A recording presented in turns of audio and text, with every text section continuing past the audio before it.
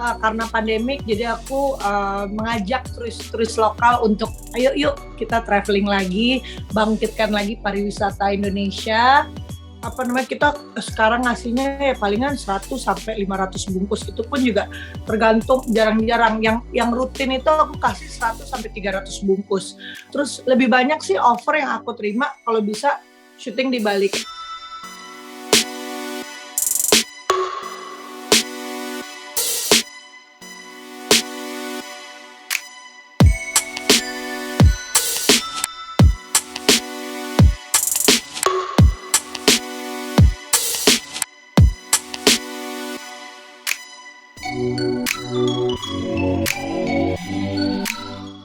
Baik aja. Bali lagi hujan nih, lagi musim hujan beberapa hari ini. Seru aja, mendung-mendung.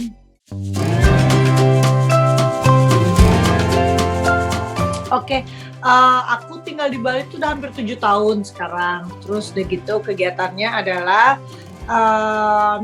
tadinya aku masih sering banget bolak-balik syuting. Kalau ada syuting terbang ke Jakarta gitu, seminggu tuh aku jadwalin Senin sampai Kamis syuting, terus weekend Jumat sampai Minggu di Bali gitu. Terus udah gitu tiba-tiba pandemi kan, terus aku udah nggak mau stuck di Jakarta, mendingan stuck di Bali sama keluarga, sama suami, sama anak-anak. Jadi 2 tahun aku tahun lalu sih akhirnya mulai ngambil satu-satu kerjaan, tapi nggak berani sering-sering banget bolak-balik gitu. Terus selain itu aku ini selama 4 tahun ini udah punya clothing line di Bali, punya butik di daerah, salah satu di daerah Peti Tengah di Bali, di daerah senternya gitu. Jadi kegiatan aku sehari-hari ya pagi spend time with the kids sebelum mereka berangkat sekolah. Kadang kalau aku nggak mesti buru-buru kemana-mana, aku nganterin mereka sekolah. Setelah nganterin mereka sekolah, aku ke gym. Setelah aku olahraga, abis olahraga aku get ready, either aku olahraga atau nggak aku yoga. Terus aku mulai deh aktivitas aku kantor aku untuk brand aku yang namanya Just Swiftler, clothing line itu.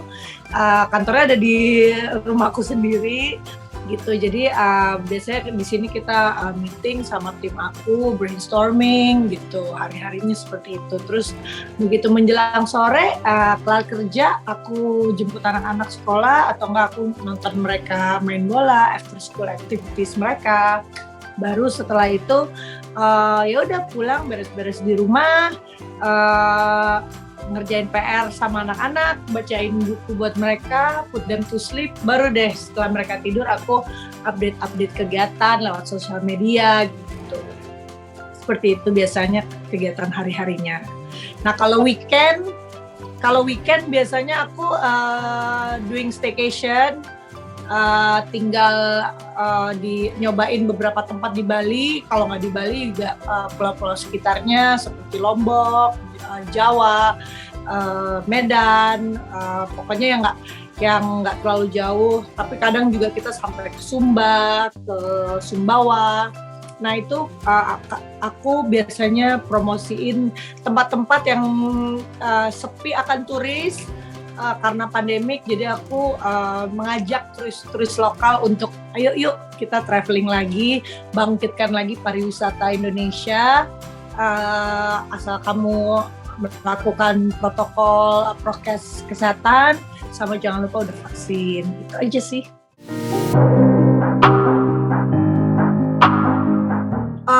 Enggak sih, aku lebih happy di sini. Lebih happy di sini. Terus udah gitu kita juga prioritasnya udah beda, aku yang dulu sama yang sekarang gitu. Jadi my priority keluargaku sama anak-anak. Jadi kalau emang bisa bekerja diprioritaskan yang ada di sekitar Bali aja dulu gitu. Dan kebetulan juga di sekarang pun kalau dibilang kegiatan aku kosong enggak juga, karena masih kurang juga waktunya, karena di sini masih ngurus anak 3, terus udah gitu aku juga punya clothing line. Terus kalau ada teman-teman dari Jakarta yang lagi syuting di Bali, pasti aku selalu diajak buat ngisi acara sebagai bintang tamu. Terus udah gitu setahun sekali pun aku masih terus tetap ngelakuin at least 1 atau 2 film, either itu layar lebar atau enggak FTV, short movie. Terus kemarin yang terakhir itu adalah web series. Jadi apa ya, nggak kalau aku sih perbedaannya nggak buat aku sampai kok aku sekarang kerjanya nggak sampai kayak gitu, karena aku orangnya juga bukan orang yang ngoyo, nggak bisa kerja yang ini, pintu satu ketutup pasti pintu satu yang lain bisa kita buka lagi gitu.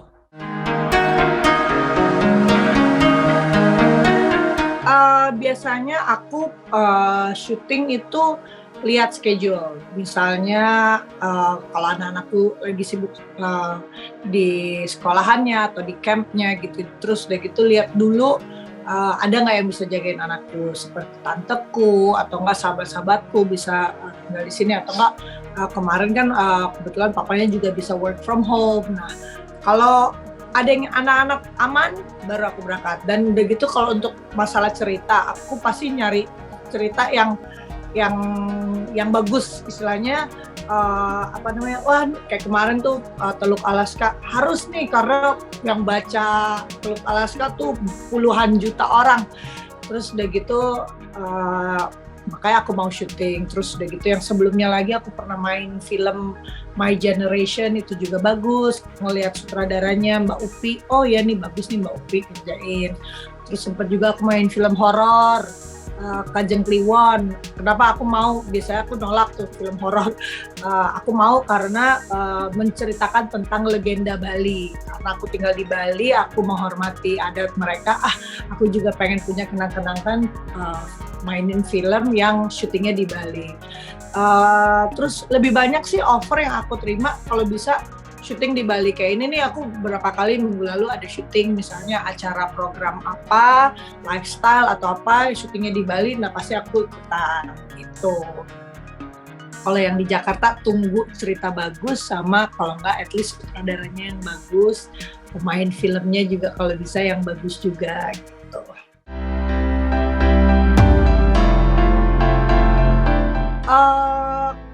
Bali itu apa ya? Udah kayak rumah ya, soalnya di sini banyak banget kegiatan outdoor buat anak-anakku juga lebih happy, nggak melulu di gadget terus. Jadi mereka lebih sering di alam terbuka, berenang di pantai. Di sini gunung juga ada, sungai ada, laut ada, semuanya di Bali ada, air terjun ada. Jadi tiap minggu tuh kita ada, hari ini kita ke Ubud, minggu ini kita ke Ubud, minggu depannya lagi kita ke Kintamani, ke pegunungan, minggu depannya lagi kita lihat sungai di Sidemen, minggu depannya lagi kita diving di Tulamben. Jadi there's so many places in Bali yang bisa kita explore gitu. Kayaknya dulu kalau hidupku di Jakarta monoton banget, tiap weekend ke mall doang. Iya kalau lagi punya duit, kalau nggak punya duit, lewat itu ke mall. Kayak gitu sih, hidup juga nggak terlalu konsumtif kalau di Bali menurut aku, karena di sini aku apa-apa baju segala macam bisa bikin sendiri. Baju, sepatu, aku bisa bikin tas juga. Jadi bisa menghemat. Nggak perlu, dan di sini orang cuek, mau pakai sandal jepit, mau pakai tas anyaman, nggak perlu merek-merek, orang juga tergantung pembahan kita ya kelihatannya keren aja gitu. Kalau di Jakarta apa-apa mesti cuan. Kayak gitu.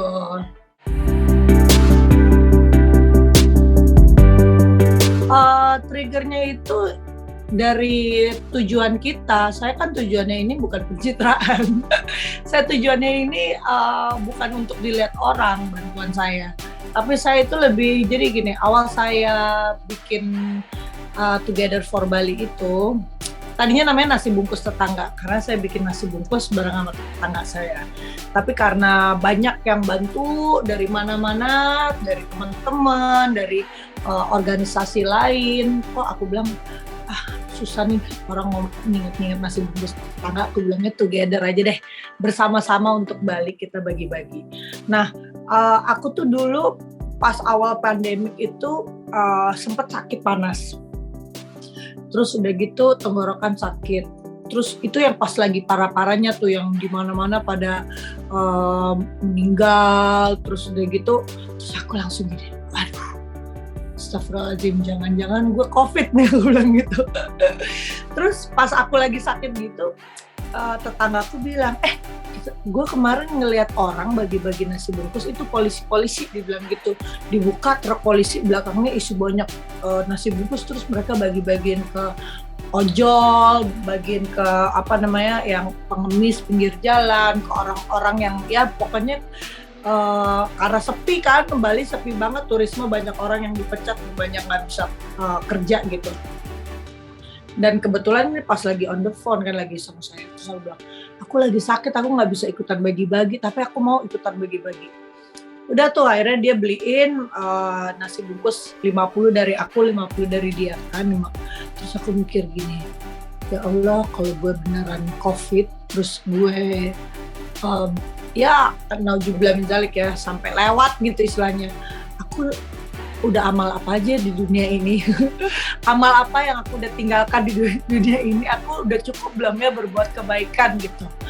Terus aku mikir, gila, terus aku janji sama diriku sendiri, aku nih nggak, kalau memang aku bisa sembuh, aku bilang gitu, aku pengen bantu orang lebih banyak. Kenapa nunggu sampai koma dulu baru mau bantu orang gitu? Ntar yang ada keburu lewat masanya. Ternyata aku juga bukan COVID pada saat itu, cuman sakit biasa aja. Terus ya udah, minggu depannya aku bilang gitu, udah aku udah niat, aku mau bagi-bagi. Dari kecil aku diajarin sama orang tuaku, ibuku, bapakku untuk selalu membantu orang yang kurang beruntung, nggak seperti kita gitu. Jadi ya udah, dari beli nasi bungkus yang tadinya satu bungkus tuh 20.000, beli 50 biji, 50 bungkus udah 1 juta. Mahal juga ya, aku bilang, yaudah deh, kita ajak teman-teman yang lain kan pada nggak ada kerjaan. Jadi kita bungkus sendiri aja nasinya, terus udah gitu ajak, ada yang teman-teman yang lain tuh, ada yang bawa sayur, ada yang bawa nasi, ada yang bawa beras, ada yang bawa lauk pauknya, terus kita bersatu ya, kita bikin bungkusan itu baru kita bagi-bagiin. Ternyata dengan berkumpulnya kita rame-rame saling ngumpulin makanan itu, dalam satu hari tuh kita bisa berbagi dari 500 sampai 800, bahkan sampai 1000 bungkus juga pernah. Itu sampai capek bungkusnya. Kita kan waktu itu nggak boleh ngumpul rame-rame kan. Itu aja kita 10 orang dalam satu tempat bisa dalam satu hari, bayangin, bungkus 1000 bungkus berarti satu orang bungkus 100 biji. Dan karena sumbangan-sumbangan ya nggak berasa, uang yang kita keluar juga nggak terlalu banyak gitu. Ya udah, dari seminggu 3 kali kita bagiin nasi bungkus. Setiap bungkus itu orang sampai ngumpul di depan rumah tetanggaku. Terus aku bilang, jangan ciptain kerumunan. Ya udah, nggak berani ciptain kerumunan. Akhirnya kita ngider di jalanan-jalanan, pergi ke daerah Kuta yang sepi, bagi-bagi nasi bungkus di situ. Aduh, itu orang tuh ngeliat nasi bungkus tuh kayak kita ngeliat dapat sepeda motor atau dapat mobil. Nasi sebungkus harga 10.000 perak aja mereka tuh bener-bener bahagia banget. Dan ini masih aku jalankan sampai saat ini, walaupun nggak seminggu 3 kali, karena orang-orang udah pada balik dengan aktivitas mereka masing-masing. Dan tapi aku tetap ngejalanin ini seminggu sekali. Terus kalau memang ada rezeki lebih, ada yang mau bantu juga, kita nggak hanya ngasih nasi bungkus, kita kasih juga sembako gitu. Aku tuh kadang misalnya kalau lagi sibuk gitu, sekarang kita sekarang ngasihnya ya palingan 100 sampai 500 bungkus. Itu pun juga tergantung, jarang-jarang. Yang rutin itu aku kasih 100 sampai 300 bungkus. Kalau misalnya di rumahku cuma mampu bikin 100 bungkus. staff-staffku yang bikin. Tapi kadang kita suka beli tuh di pinggir jalan, sekarang banyak banget yang jual nasi bungkus. Itu ada yang cuma 5.000, ada yang 10.000. Itu kita beli terus kita bagi-bagiin gitu.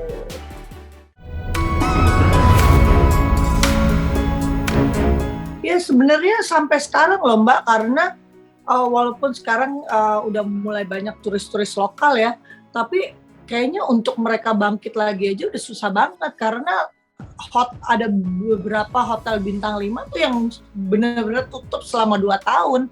Mau mulai dari nol lagi, bayang nggak sih dengan ngumpulin pegawainya, terus udah gitu pegawai-pegawainya juga yang kayak misalnya kayak janitor, kayak orang yang buat bersih-bersih, waiter kayak gitu. Mereka selama 2 tahun nggak disanggup, ya nggak sanggup lah tinggal di sini, siapa yang bayarin kos-kosan mereka gitu. Sampai banyak dari mereka tuh pulang ke kampungnya, ke Jawa, ke Flores gitu. Tapi ya yang bisa bertahan di sini ya itu, ya kasihan aku ngelihatnya ya, mereka nggak ngapa-ngapain, ya bengong aja udah, nggak ada kegiatan apa-apa gitu. Makanya di sini, tapi untungnya banyak, bukan cuma aku aja, banyak orang yang bantuin sih. Jadi banyak organisasi yang bantuin ngasih makan. Misalnya kalau aku, giliran aku tuh tiap hari Kamis. Sebenarnya pengen juga bagi hari Jumat, tapi hari Jumat tuh udah banyak yang bagi-bagi. Jadi biar merata lah. Aku juga bagi-bagi tiap hari Senin. Itu yang aku beli dari orang lain. Jadi aku nggak masak, tapi aku beli masakan mereka. Jadi Selasa Rabu tuh ada lagi organisasi lain yang bagiin, Sabtu. Jadi walaupun sehari sekali mereka makan, tapi kita make sure makanan yang kita kasih tuh 4 sehat, 5 sempurna, nasi, dan lauknya tuh ada sayurnya, ada ayamnya gitu. Ya makanya mereka tiap kali ngeliat kita tuh, bisa tuh Mbak ngeliat, misalnya saya datang gitu, nasi gratis sampai loncat-loncat gitu. Padahal udah baru minggu lalu saya ngeliat kayak gitu, sampai saya videoin, saya bilang, aduh, aku bilang kok menes banget ya mereka ngeliat nasi begini aja happy banget, nggak kebayang kita ya alhamdulillah masih kasih rumah, masih dikasih kerjaan, masih bisa ngebantu orang lain. Itu kita rasanya itu emang udah kewajiban kita untuk membantu mereka yang kurang beruntung gitu. Iya, banyak sih sebenarnya pandemik itu. Kita tuh bisa lihat dari 2 sisi. Emang kalau mau dibilang sial, semua orang juga sial.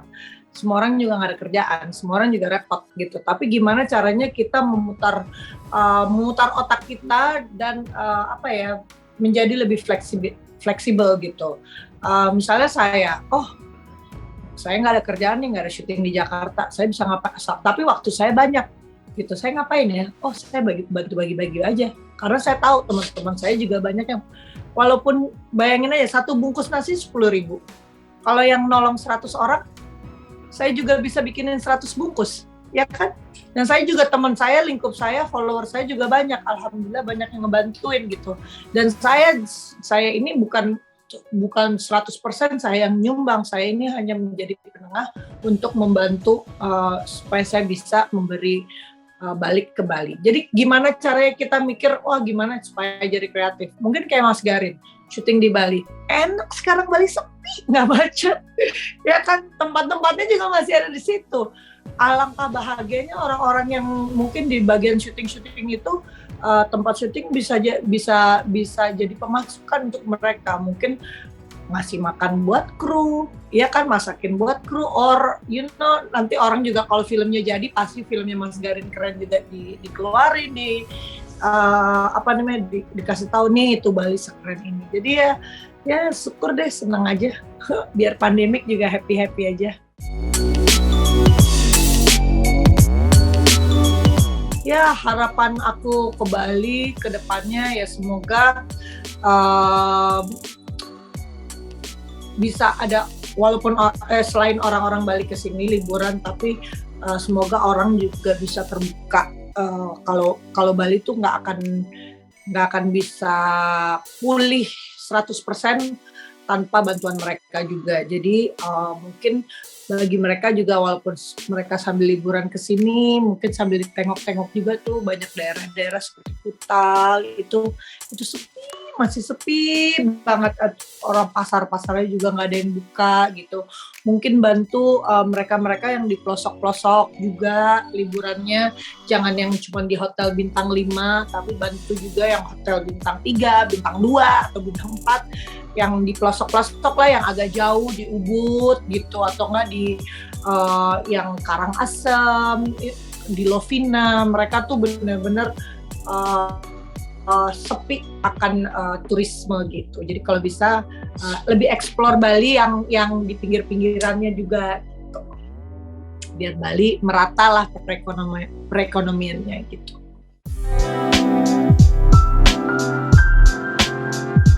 Aku berharap bahwa kita sebagai masyarakat Indonesia kan udah selama 2 tahun ini pandemik, istilahnya selama pandemik kan nggak bisa jor-joran traveling kemana-mana, pasti punya tabungan kan. Nah, tabungan kamu itu kamu share buat mereka yang lebih membutuhkan. Jadi ayo yuk kita bangkit, nggak usah menunggu dari internasional dulu. Kita sebagai orang lokal, kita jadi turis lokal. Kita pergilah jangan nggak cuman Bali aja. Saya sih bersyukur kalau ke Bali juga, tapi ya ayo kita explore, masih banyak tempat yang bagus. Medan, Lombok, Sumbawa, Padang, Mentawai, Manado, Sumbawa gitu. Jadi ayo kita ramaikan lagi pariwisata Indonesia, apalagi kalau yang udah vaksin udah bisa aman jalan-jalan, jangan lupa prokes. Terus dan juga ya kita harus juga selain kita liburan, tapi mungkin kita bisa menengok juga, kita bisa bantu warga-warga yang kita datengin nih pas lagi liburan, kita bisa kasih sumbangan apa ya buat mereka, gimana caranya ya. Ya mungkin dengan cara yaitu datenginlah mungkin panti-panti asuhan atau bekerja sama dengan organisasi-organisasi yang sudah ada yang memang membantu masyarakat sekitar untuk membantu masyarakat yang kekurangan di daerahnya gitu.